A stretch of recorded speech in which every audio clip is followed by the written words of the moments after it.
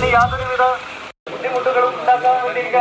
എല്ലാവരും തിരിഞ്ഞു പോകുന്നതാണ്. ജനങ്ങളെല്ലാം കഴിയുന്നതും ഡിപ്പാർട്ട്മെന്റിനോട് സഹകരിക്കണമെന്ന്. പ്രതിഷേധങ്ങൾ അവസാനിച്ചതോടെ പഞ്ചാരക്കൊല്ലിയിൽ എല്ലാ ശ്രദ്ധയും ഇനി കടുവയെ പിടികൂടാനുള്ള ദൗത്യത്തിലാണ്.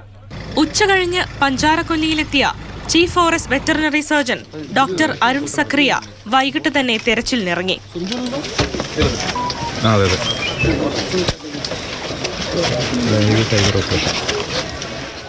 കടുവയുടെ ചിത്രങ്ങൾ ഇന്നലെ രാത്രി തന്നെ ക്യാമറ ട്രാപ്പിൽ പതിഞ്ഞിരുന്നു.